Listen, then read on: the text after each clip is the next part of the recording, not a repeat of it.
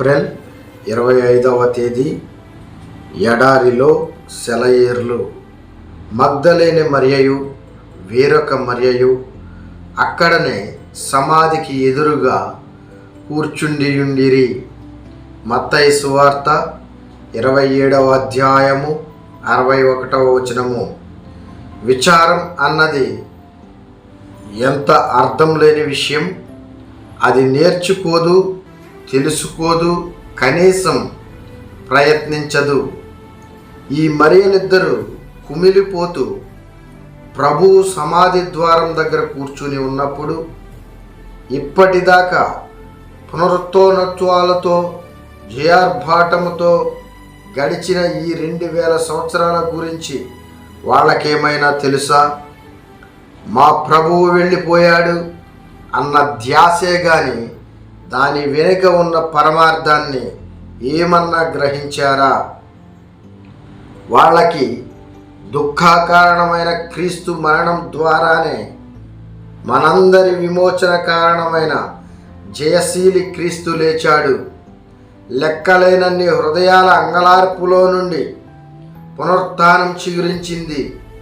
అయితే శోకోపహాతులైన ఆ స్త్రీలు మరణ బీజాన్నే చూస్తున్నారు కానీ శాఖోపశాఖలుగా విస్తరించనున్న పునరుత్థానపు మొలకను గమనించడం లేదు. తాము ఏ సంఘటనను తమ ప్రభువు అంతిమ శ్వాసగా భావించారో ఆ సంఘటనే లోకాధిపతిగా ఆయన అభిషేకానికి నాంది అని గ్రహించడం లేదు. యేసు స్వరం తాత్కాలికంగా మోగబోయింది తిరిగి 10 రెట్లు శక్తిగల పునర్జీవనానికే. కానీ ఆ స్త్రీలకిది ప్రస్తుతం అగమ్య గోచరం. విలపించారు, ఏడ్చారు, నీరసించి తిరిగి వెళ్ళారు. మళ్ళీ వాళ్ళ హృదయాలు కుదుటబడగా తిరిగి సమాధి దగ్గరికి వచ్చారు. అయితే సమాధి సమాధే. సమాధికి స్వరం లేదు, తేజస్సు లేదు. మన జీవితాల్లోనూ ఇది అంతే.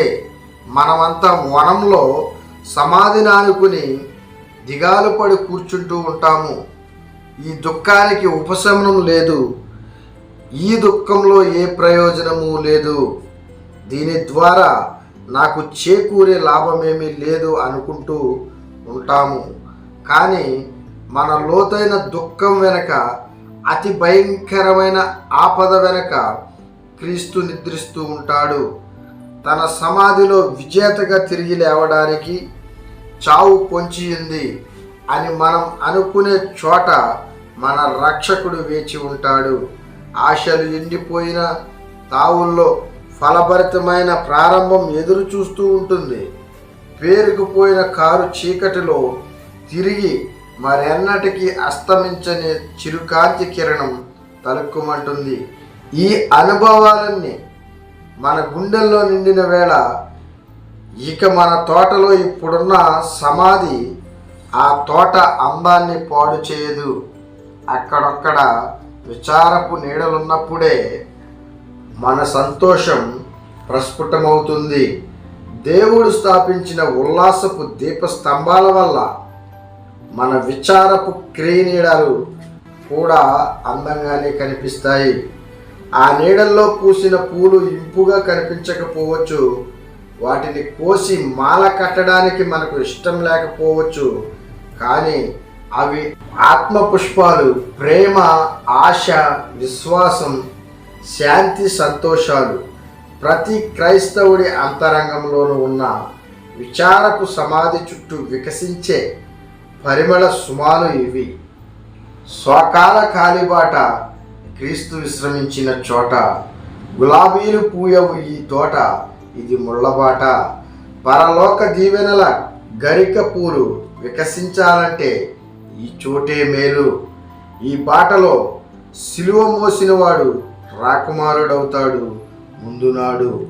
దేవుడి కొద్ది మంచి మాటలను మన హృదయంలో భద్రపరిచి వాక్యానుసారముగా దేవునికి ఇష్టమైన జీవితం జీవించులాగిన ఆయన కృపలో మనల్ని బలపరిచి, భద్రపరిచి, స్థిరపరిచి, దీవించి ఆశీర్వదించునుగాక. ఆమేన్.